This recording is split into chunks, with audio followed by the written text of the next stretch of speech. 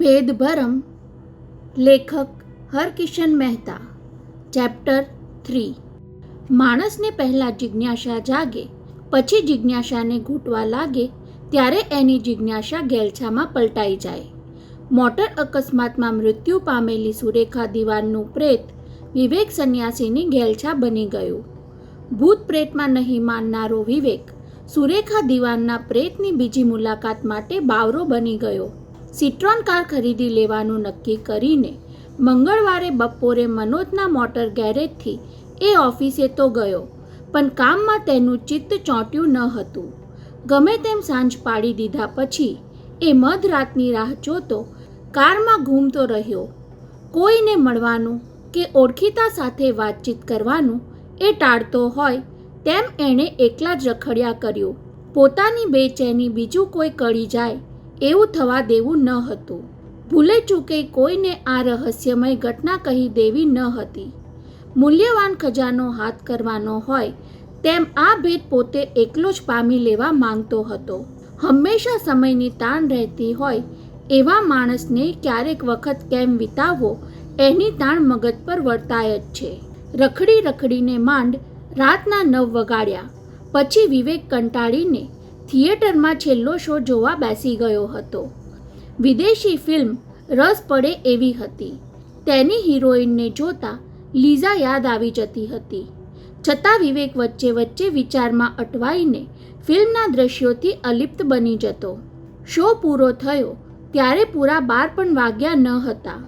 તેને થયું કે બીજો અડધો પોણો કલાક ક્યાં વિતાવવો. કાર સ્ટાર્ટ કરીને ધીમી ગતિએ મરીન ડ્રાઈવ તરફ લીધી. પોતાની ડાબી બાજુએ દરિયો ભરતીની ગર્જના કરતો હતો, છતાં તેનું ધ્યાન તો જમણી બાજુએ બધા જ મકાનો વચ્ચે જુદા તરી આવતા દિવાન સદન પર જ ચોંટેલું રહ્યું. તેની સામે પહોંચીને વિવેક કાર થોભાવી. કુતૂહલ ખાતર જોયું તો 5મા માળે 2-1 ઝાંખા દીવા બળતા હતા. એ સિવાય બધું જ સૂમસામ હતું. બપોરે પોતે જેને જોઈ હતી એ સુપ્રિયાનો ચહેરો નજર સામે તરવરી ઉઠતાની સાથે જ તેના મગજ પર સુરેખાનું ભૂત સવાર થઈ ગયું હોય તેમ અધીરાય ભેર તેણે કારને ભગાવી હતી. પણ પ્રભાદેવી પહોંચ્યો ત્યારે 12:30 પણ વાગ્યા ન હતા. આગલી રાતની જેમ રસ્તો નિર્જન ન હતો. સામેના સિદ્ધિવિનાયક મંદિર પાસે લોકોની હિલચાલ જોઈ ત્યારે ખ્યાલ આવ્યો કે આજે સિદ્ધિવિનાયકનો વાર છે અને મંગળવારે મોડે સુધી ભાવિકો દર્શન માટે લાઈન લગાડતા હોય છે. શ્રીફળ ફૂલ વેચનારા છેક 1 વાગ્યે પરવારતા હોય છે. પહેલાં તો વિચાર્યું કે આજે ને આજે ગઈકાલનો અનુભવ દોહરાવવાની શું ઉતાવળ છે. ઘર તરફ આગળ વધી જવાનો મનસૂબો ઘડતો હતો, પણ મન માન્યું નહીં. આજે 1:15 વાગ્યે સુરેખા દિવાન અહીં લિફ્ટ માટે સિન્ટ્રોન કારની રાહ જોતી ઊભી હોય અને હું ઘેર ચાલ્યો જાઉં એ કેવું અજુગતું કહેવાય. જાણે કોઈને એપોઇન્ટમેન્ટ આપીને અધ રસ્તે રાહ જોડાવતા રહેવા જેવું બેહુદું લાગ્યું. બનવા જોગ છે કે સુરેખાનું પ્રેત મને કંઈક કહેવા માંગતું હોય. મૃત્યુ વખતે માણસની એષણા અધૂરી રહી જાય તો એના જીવને ગતિ થતી નથી, એટલે જ એ પ્રેત થઈને ભટકે છે એવું કહેવાય છે.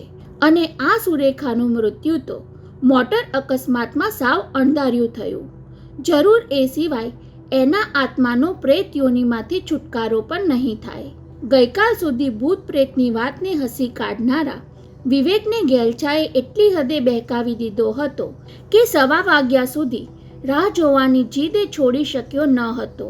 નિશાચરની જેમ બીજો અડધો પોણો કલાક આમ તેમ રખડ્યા કરીને બરાબર 1:15 વાગ્યે એ આગલી રાતની જેમ જ એના ઠેકાણા પર આવી પહોંચેલો. સફેદ વસ્ત્રોમાં ઊભેલી આકૃતિ જોવા માટે તેની આંખો તલપાપડ બની ગઈ હતી. હૃદયના ધબકારા વધી ગયા હતા. બંને હથેળીઓ પસીનાથી ભીની થવા માંડી હતી.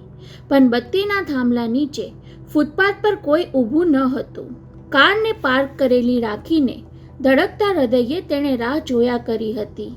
ગમે ત્યારે સફેદ વસ્ત્રવાળી આકૃતિ પ્રકટ થશે એવી ઉત્કંઠા અને ઉચાટમાં વારે વારે બત્તીના થાંભલા તરફ જોયા કર્યું હતું. 5, 10, 15 મિનિટ વિતાવ્યા પછી કાંઈ દેખાયું નહીં ત્યારે પ્રિયજનનો મેળાપ ચૂકી ગયા જેવી નિરાશા તેને ઘેરી વળી હતી. નિસાસો નાખીને તેણે કાર તો સ્ટાર્ટ કરી, પણ જતાં જતાં બત્તીના થાંભલા તરફ જોઈને એ બબડ્યો હતો, શ્રીમતી સુરેખા દિવાન, આજે મુલાકાત ન થઈ. કાંઈ વાંધો નહીં, હું ફરી કાલે આવીશ. કાલે મેળાપ નહીં થાય તો પરમ દિવસે. પણ આ રહસ્યનો તાગ લીધા વિના હું જંપવાનો નથી. પરંતુ 5મી રાતના અજંપા અને ઉજાગરાએ વિવેકને ડગાવી દીધો. રોજ મધરાત સુધી જ્યાં ત્યાં ભટક્યા કરવું, 1:15 વાગે એટલે ઠેકાણા પર પહોંચી જવું, મેળાપના વલોપાતમાં 15-20 મિનિટ તડફડિયા કરવું અને છેવટે નિસાસો નાખીને ચાલ્યા જવું.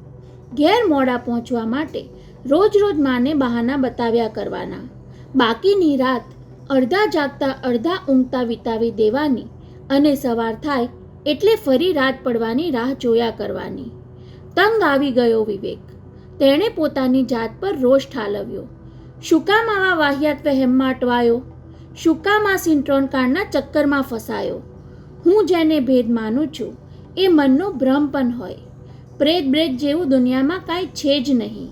જેનું અસ્તિત્વ નથી એને હું ઝંખું છું, એને મળવા તલસું છું, એને ખાતર આવો અજંપો વેઠું છું. વિવેક સંન્યાસી, આ રવાડે ચડીને તું પોતે જ જીવતા જાગતા ભૂત જેવો થઈ જઈશ. છોડી દે આ લપ, વિસરી જા સુરેખા દિવાનને. એની સાથે તારે શું લાગે વળગે? અને શનિવારની રાતે એ માંડ જપીને ઊંઘી શક્યો ત્યાં સવારે ફોન રણકી ઉઠ્યો. ગુડ મોર્નિંગ મિસ્ટર સંન્યાસી. અવાજ સાંભળતા જ વિવેકના શરીરમાં સ્ફૂર્તિ સળવળી ઉઠી. કોણ? મિસ લીઝા? બહુ જલ્દી ઓળખી ગયા કે? લીઝાએ લહેકાતે કહ્યું. એ વિવેકને બહુ મીઠું લાગ્યું. મને તો એમ કે તમે, કહેતા એ અટક્યો. તમે મને ભૂલી ગયા એમ બોલવાનું સુધારી લીધું. આટલા દિવસ ફોન નહીં કર્યો એટલે કદાચ મારું કાર્ડ ખોવાઈ ગયું હશે. કાર્ડ તો બહુ સાચવીને રાખ્યું છે, પણ મળવા માટે હું રવિવારની રાહ જોતી હતી. લીઝાના આ શબ્દો પર ઝણઝણાટી અનુભવતા વિવેકે તેને બોલવા દીધી. હું તમારી બહુ નજીકથી બોલું છું. નજીકથી શબ્દ પર લીઝાએ ભાર મૂક્યો હતો કે પોતે એવું માની લીધું એ સમજાયું નહીં. નજીકથી એટલે સન એન્ડ સેન્ડ હોટલમાંથી.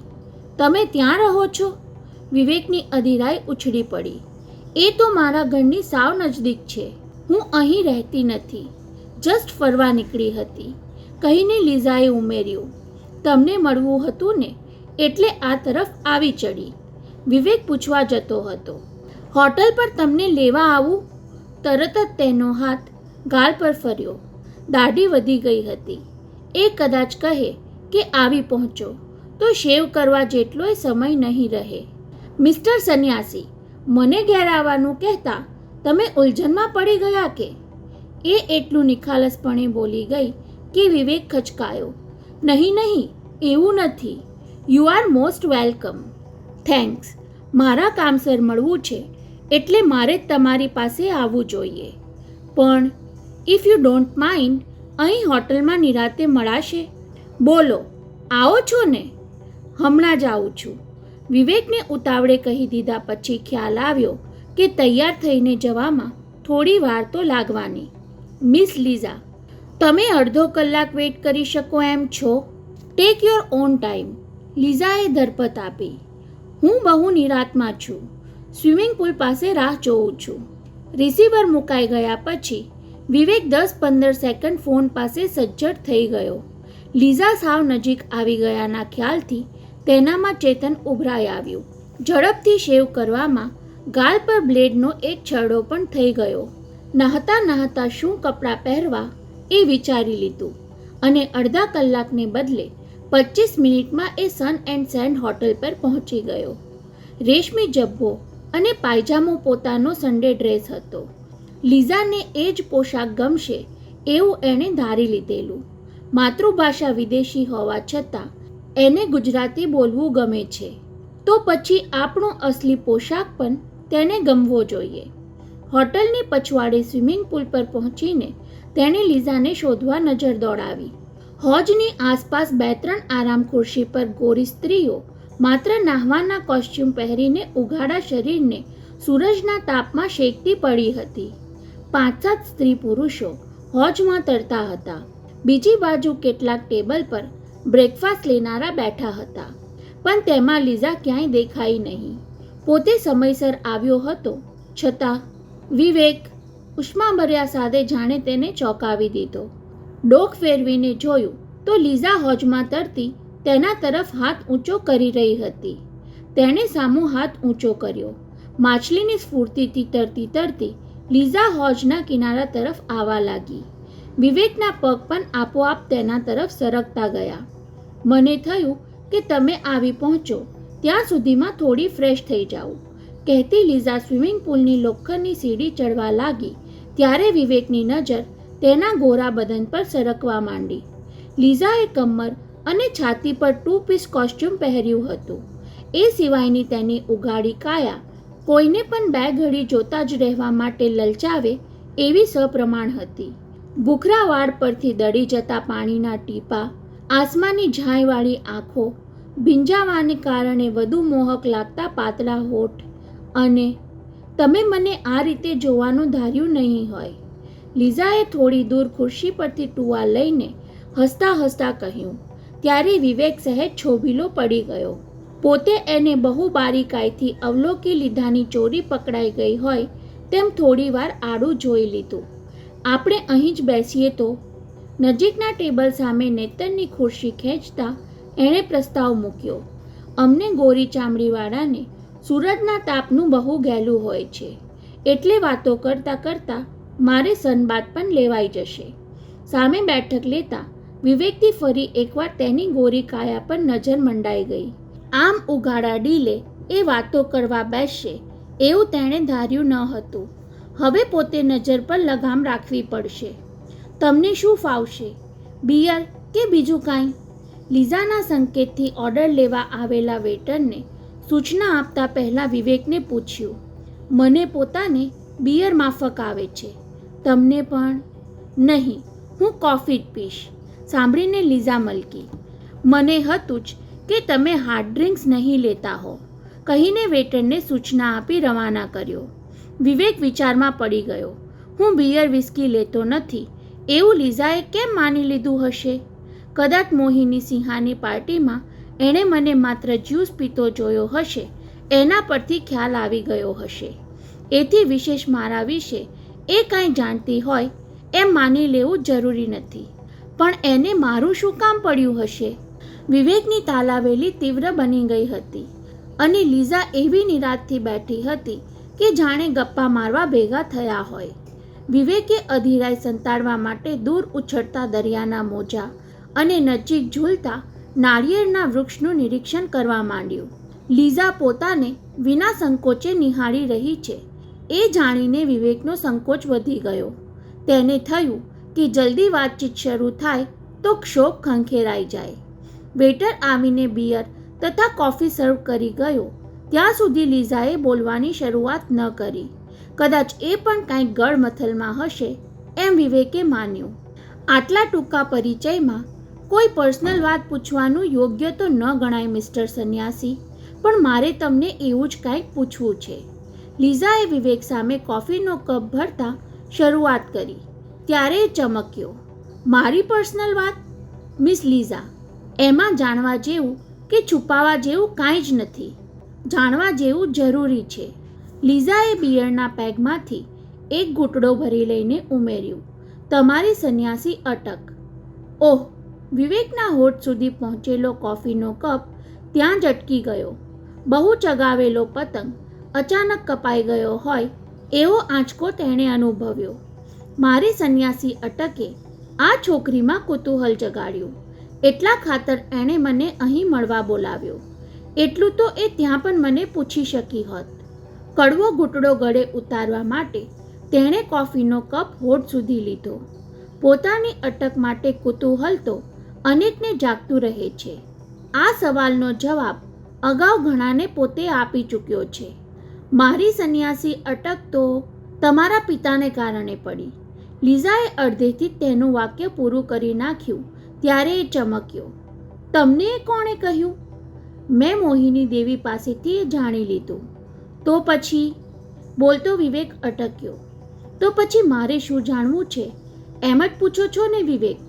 હા, કદાચ તમને એ જાણવાની ઉત્કંઠા હશે કે મારા પિતા સંન્યાસી કેમ થયા, ક્યારે થયા. બોલતો બોલતો વિવેક વિચારમાં ખોવાઈ ગયો. આ અંગત વાત ઉકેળતા તેને સંકોચ થતો હતો તેમ કહેવાની ઈચ્છા પણ જોર કરતી હતી. તેણે ઝડપથી કોફીનો કપ પૂરો કર્યો. લીઝા સાંભળવાની ઉત્કંઠા સાથે તેને એકીટશે નિરખી રહી હતી. 18 વર્ષનો એક યુવાન કોઈ સાધુની સાથે ઘેરથી નાસી જાય છે. તેની શોધ શરૂ થાય છે. 4-6 મહિને ઘરવાળાને એનો પત્તો લાગે છે. તેને બળજબરીથી પાછો લઈ આવે છે. ઈચ્છા ન હોવા છતાં વડીલો એક કન્યા સાથે તેની સગાઈ કરી નાખે છે. લગ્ન કરી નાખશું એટલે છોકરો ખીલે બંધાઈ જશે એવી બધાની ગણતરી હતી. પણ તે પહેલાં તો એ હાથ તાળી દઈને છટકી ગયો. જતાં જતાં એક પત્ર લખતો ગયો, હવે મને સંસારમાં પાછો લાવવાનો પ્રયાસ કરશો તો હું ગંગામાં સમાધિ લઈ લઈશ. એ પત્ર વાંચીને તેના પિતાનું હૃદય બંધ પડી ગયું. મા વિધવા થઈ અને વેવિશાળ કરેલી કન્યા અવિવાહિત રહી. આટલું કહીને વિવેક શ્વાસ ખાવા રોકાયો. લીઝાએ બિયરનો અડધો મગ એકી સાથે ગટગટાવી જઈને ફરી ભર્યો. પછી 4 વર્ષ વીતી ગયા.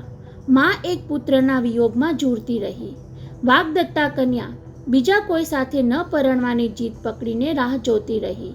ગામના કોઈ 4 ધામની જાત્રા કરીને આવતા ત્યારે માને ખબર આપતા કે તમારો નરહરી તો હવે પાક્કો સંન્યાસી થઈ ગયો છે. ગુરુની એમના પર બહુ કૃપા છે. હવે એના પાછા ફરવાની આશા છોડી દો. પણ ન તો માએ આશા છોડી કે ન ભાવિ પત્નીએ જીદ છોડી. કાકા બાપાના આખા કુટુંબમાં કોઈનો વંશવેલો વધ્યો ન હતો. બધાની મીટ નરહરી પર મંડાઈ હતી. વંશને આગળ વધારવા ખાતર પણ એ ઘર માંડવા તૈયાર થાય તો એને હંમેશને માટે સંસારમાં બાંધી નહીં રાખવા બધા સંમત થતા હતા. પેલી વાગદત્તા કન્યા સહિત આખા કુટુંબે ઋષિકેશની જાત્રા કરી. નરહરિના ગુરુને વિકટ સંજોગો સમજાવ્યા. માએ આક્રંદ કર્યું. કન્યાએ આંસુ સાર્યા. ત્યારે ગુરુજી થોડા પીગળ્યા. શિષ્યને સંસારમાં પાછો મોકલવા તૈયાર તો થયા, પણ એક વાત તેમને ગળે ઉતરી ન હતી. નરહરિ સંસાર માંડે, કુળનો વેલો પાંગરે અને પછી સંસાર ત્યજી દેવા તૈયાર થાય તો તમારામાંથી કોઈ આ જ રીતે કલ્પાંત કરીને તેને હંમેશને માટે સંસારમાં જકડી નહીં લો એની ખાતરી શું? એની ખાતરી કોણ આપી શકે? 2, 5, 7 વર્ષ માયા બંધાઈ ગયા પછી પત્ની એના પતિને, પોતાના સંતાનના પિતાને કઈ રીતે સંસાર છોડી જવા દે? આ એક જ વાત પર બધાએ ખાલી હાથે પાછા ફરી જવા વિચાર્યું. ત્યાં પેલી કન્યાએ પોતાનો સંકલ્પ જાહેર કર્યો. જે સૌભાગ્ય પામવા માટે હું 5 વર્ષથી તપ કરતી બેઠી છું એ સૌભાગ્યના સોગંદ લઈને કહું છું કે એમને હું સંસારની માયામાં જકડી નહીં રાખું. એમના કુટુંબનો કુળદીપક પ્રગટે, એ સાજો નરવો ઉછરે એટલે બસ. ત્યાર પછી એમની મરજી પડે ત્યારે સંસાર ત્યજીને ભલે ચાલ્યા જાય. હું એમને હસતા મુખે વિદાય આપીશ. એ સ્ત્રીએ આવો સંકલ્પ કર્યો? લીઝા વચ્ચે પૂછ્યા વિના રહી ન શકી.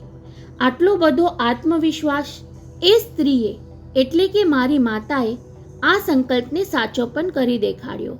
વિવેકના અવાજમાં પહેલીવાર ધ્રુજારી વર્તાઈ. ગળું ખંખેરીને તેણે કહેવા માંડ્યું, મારા પિતા સંન્યાસ છોડીને સંસારમાં પાછા આવ્યા. લગ્નને બીજે વર્ષે મારો જન્મ થયો. પિતાજી કુટુંબના ધંધામાં એટલા બધા ઓતપ્રોત થઈ ગયા કે સૌએ ધરપત અનુભવી. હવે નરહરિ ઘર સંસાર છોડવાનો વિચાર સુદ્ધા નહીં કરે. પત્ની, પુત્ર અને ધંધાની એને બરાબરની માયા લાગી ગઈ છે. પણ ખરેખર તો સંન્યાસી આત્માને સંસારની માયા જરાય સ્પર્શી ન હતી. એ સંસારમાં પ્રવેશ્યા હતા, પણ સંસારને એમને પોતાનામાં પ્રવેશવા દીધો ન હતો. સંસારનો ધર્મ બજાવવા ખાતર જ એ વેપાર ધંધામાં ઓતપ્રોત થઈ ગયા હતા. પોતાનો પુત્ર મોટો થઈને પગભર થાય ત્યાં સુધીની વ્યવસ્થા કરી જવા માટે એ દિવસ રાત ધન કમાવામાં લાગી ગયા હતા. અને જેવો હું 5 વર્ષનો થયો, મને નિશાળે ભણવા બેસાડ્યો, એ જ દિવસે એમણે જતનથી સાચવી રાખેલા ભગવા પહેરી લીધા. માએ પણ પોતાનું વચન પાળ્યું. એક આંસુ પણ પાડ્યા વિના એણે પતિને પ્રણામ કરીને સંસારમાંથી વિદાય આપી. બસ ત્યારથી મારા નામ પર સંન્યાસીની છાપ લાગી ગઈ. સાંભળીને લીઝા સમાધિમાં બેઠી હોય તેમ થોડીવાર સ્થિત પ્રજ્ઞ અવસ્થામાં બેસી રહી. તેના હૃદયને કંઈક સ્પર્શી ગયું હતું.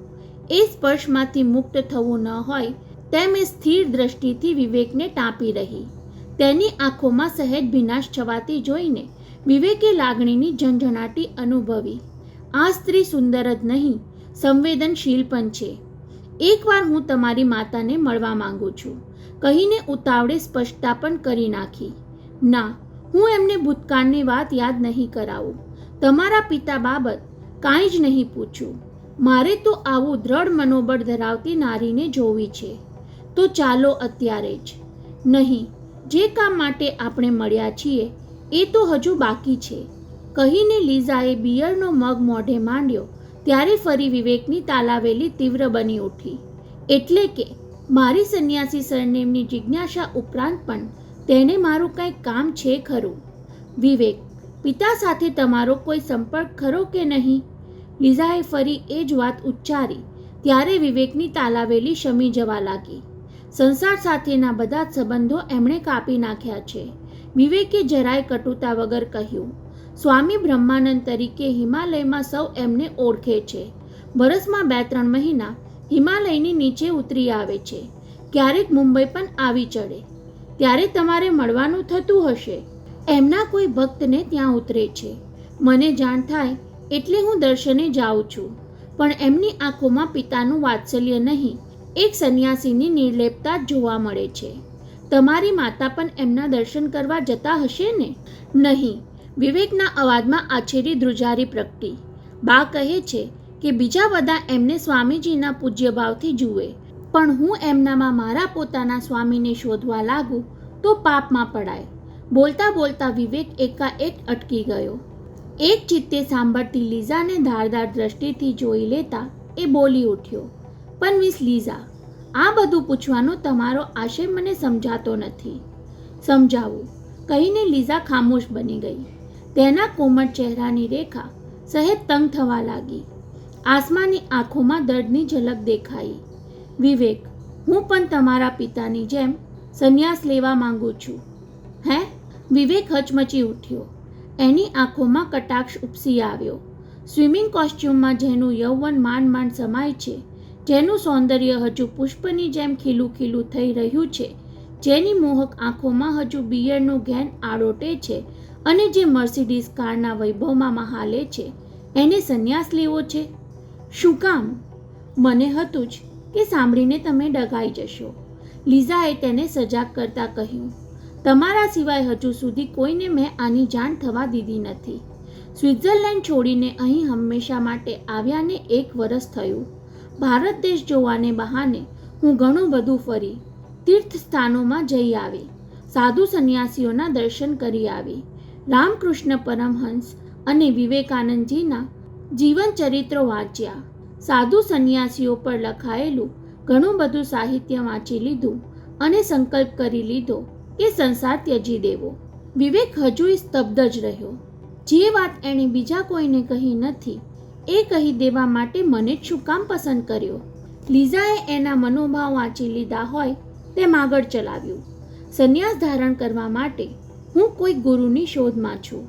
કેટલાક સાધુઓ સ્ત્રીઓથી દૂર જ રહે છે અને જે સ્ત્રીઓને શિષ્યા બનાવવા તૈયાર થાય તેમાં સાચા સાધુ કોણ એ પારખવું કઠિન છે.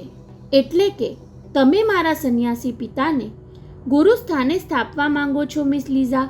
હા, જેમણે સંસાર ભોગવ્યો છતાં સંસારથી અલિપ્ત રહી શક્યા એ કોઈ સ્ત્રીને સાધ્વી તરીકે સ્વીકારતા સંકોચ નહીં અનુભવે. વિવેકને તેનો પ્રસ્તાવ ગળે ઉતરતો ન હતો. જેની સમક્ષ આખી જિંદગી પડી છે, સંસારના દુઃખ સ્પર્શી જાય એટલી જેની અવસ્થા થઈ નથી, એને વૈરાગ્ય શું કામ જાગવો જોઈએ? સંસાર શું કામ તજવો જોઈએ? એક અંગત પ્રશ્ન પૂછવાનો અવિવેક કરું મિસ લીઝા? સંકોચ સાથે એ હજુ બોલવા જતો હતો ત્યાં પેલીએ જ કહી દીધું. હું જાણી ગઈ તમે શું પૂછવા માંગો છો. પણ સંન્યાસ ધારણ કરવાનું કારણ હું તમને હમણાં જ ન જણાવું તો ખોટું ન લગાડતા, અને મારા આ પ્રસ્તાવની હમણાં બીજા કોઈને જાણ પણ ન કરતા. એના બોલવામાં નમ્રતા સાથે મક્કમતા વર્તાઈ એટલે વિવેકે જિજ્ઞાસાને દબાવી દેવી પડી. તેને બહુ વિચિત્ર લાગ્યું. જેને હું મિત્ર બનાવવા માંગતો હતો એ મારા સંન્યાસી પિતાની શિષ્ય બનવા માંગે છે. લીઝા, તમે મારી કઈ રીતની હેલ્પ ઈચ્છો છો? થોડા દિવસના યાત્રાને બહાને હું હિમાલય તરફ જવાની છું. બસ તમે મને એક પત્ર લખી આપો કે સાધ્વી બનવાની દ્રઢ ભાવનાથી હું એમની પાસે આવી છું. થોડો વખત ભલે મારી પરીક્ષા કરી જુએ, એમને શ્રદ્ધા બેસે, પછી મને ભગવા પહેરાવે, પણ મારી ગોરી ચામડી જોઈને એવું ન માની લે કે બીજા વિદેશીઓની જેમ હું કામ ચલાવ સાધુ જીવન અપનાવવા આવી છું. પણ હું એમને પુત્ર તરીકે પણ લખી શકું નહીં, અને એ સિવાય અમારી વચ્ચે બીજો કોઈ સદ્ધર સંબંધ પણ નથી. પછી ભલામણ કેટલી ઉપયોગી થશે એ મારા પર છોડી દો તમે. લીઝા આત્મવિશ્વાસના રણકા સાથે બોલી ગઈ. તમારે મને તમારા પિતા પર નહીં, સ્વામી બ્રહ્માનંદ પર પત્ર લખી આપવાનો છે. તમારી ઓળખાણ નહીં, મારી ઓળખાણ આપવાની છે. પણ હું પોતે તમને ક્યાં પૂરા ઓળખું છું? વિવેકના એ શબ્દો પર લીઝાની નાજુક ગરદન સહેજ ટટ્ટાર થઈ ગઈ, પણ તરત જ હસી પડી. વિવેક, વ્યક્તિને ઓળખવા માટે ક્યારેક આખી જિંદગી ઓછી પડે છે, અને કોઈક વાર માત્ર એક નિખાલસ મુલાકાત પણ પૂરતી થઈ રહે છે. તેની એ સચોટ વાણી પર વિવેક વારી ગયો. તેનાથી નિસાસો નંખાઈ ગયો. અફસોસ તો એ થાય છે કે તમારી સાથે હજુ મૈત્રી સંબંધ બંધાય એ પહેલાં જ તમારો સહવાસ ગુમાવી બેસવાનો. ત્યારે લીઝા હસી શકી નહીં. સંબંધ શું કે સહવાસ શું, બધું જ સંજોગો વસાત ગાઢ થાય છે અને સંજોગો થકી છૂટી જાય છે. હવે તો લાગે છે કે તમારી સાથે આની વધુ ચર્ચા કરતો રહીશ તો કદાચ મારા મનમાંય વૈરાગ્યના અંકુર ફૂટવા માંડશે. સાંભળીને લીઝા અમસ્તું જ મલકી. બિલ લઈને આવેલા વેટરને જોઈને આદત પ્રમાણે તે પર્સ શોધવા માંડી. ત્યારે ખ્યાલ આવ્યો કે પોતે સ્વિમિંગ પોશાકમાં બેઠી છે. પર્સ બાજુમાં ક્યાંથી હોય? મિસ લીઝા, તમે મને નિમંત્ર્યો એટલે બિલ તમારે ચૂકવવું જોઈએ એ વ્યવહાર સાચો, પણ સ્ત્રી અને પુરુષ સાથે હોય ત્યારે બિલ ચૂકવવાની જવાબદારી પુરુષની રહે એવો વ્યવહાર છે ખરો.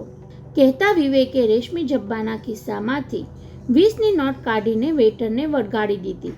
2-4 મિનિટ બંને ખામોશ બેસી રહ્યા. જુદા પડવાની ઘડી માટે તૈયારી કરતા રહ્યા. તો તમે મને સ્વામીજી પર પત્ર લખી આપશો ને? જરૂર, વિવેકે ફરી તેને ઉડતી નજરે નિહાળી લેતા કહ્યું. પણ લીઝા, જે સંસાર તમે છોડવા માંગો છો એમાં કોણ કોણ છે એટલું તો કહી શકો ને? બહુ જ નાનો છે સંસાર મારો, કહીને લીઝા અટકી. આમ જુઓ તો છોડવું પડે એવું વળગણ માત્ર એક જ છે, મારા પિતા. એમની ઓળખાણ વસંતજી દુર્લભજી દિવાન. લીઝાએ આટલું જ નામ ઉચ્ચાર્યું ત્યાં જ વિવેક સળવળી ઉઠ્યો. લીઝાએ ઓળખાણ પૂરી કરતા કહ્યું, વસંતજી કંપનીનું નામ તો તમે સાંભળ્યું હશે. એ ઘડિયાળો મારા પિતા બનાવે છે. વિવેકનું ધ્યાન એ સાંભળવામાં ન હતું, એ ગૂંચવણમાં પડી ગયો હતો. વસંતજી દુર્લભજી દિવાન એટલે કે હું જેને ત્યાં મરીન ડ્રાઈવ પર જઈ આવ્યો એ દુર્લભજી દિવાનના પુત્ર વસંતજી આ લીઝાના પિતા. તો પછી સુપ્રિયાના પિતા કોણ? સુરેખા દિવાનના પતિ કોણ? મિસ લીઝા, ઘૂંટાતો શ્વાસ છોડતા તેણે પૂછી લીધું. તમે કહો છો કે તમારા સંસારમાં માત્ર એક પિતા જ છે, પણ દુર્લભજી દિવાનના ફેમિલીમાં તો બીજાએ છે.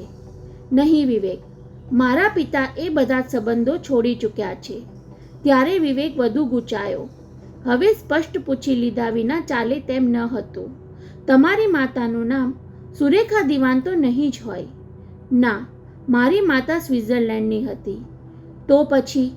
વિવેક થોથવાતી જીભે બોલવા જતો હતો ત્યાં લીઝાએ જ કહી દીધું. સંબંધોની ગૂંચવણમાં શું કામ અટવાઈ રહ્યા છો? વસંતજી દિવાનની પત્ની સુરેખા હતી અને પ્રેયસી હતી માર્યા, મારી માતા. તેની કહેવાની રીત પર વિવેક સ્તબ્ધ થઈ ગયો. ત્યારે લીઝા વગર પૂછીએ કહી ગઈ, પત્ની કરતાં પ્રેયસી ઓછું જીવે છે. મારી માતા મને જન્મ આપીને મૃત્યુ પામી અને સુરેખા દિવાનનું મૃત્યુ 1 વર્ષ પહેલાં મોટર અકસ્માતમાં થયું. બરાબર? હા, જે રાતે હું સ્વિટ્ઝરલેન્ડથી આવી એ જ રાતે.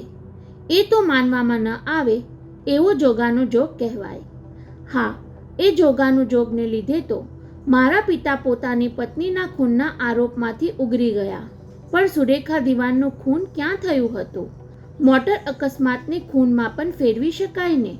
લીઝા બોલતી બોલતી ઊભી થઈ ગઈ. મારા પિતા એ વખતે મને એરપોર્ટ પર લેવા આવ્યા હતા.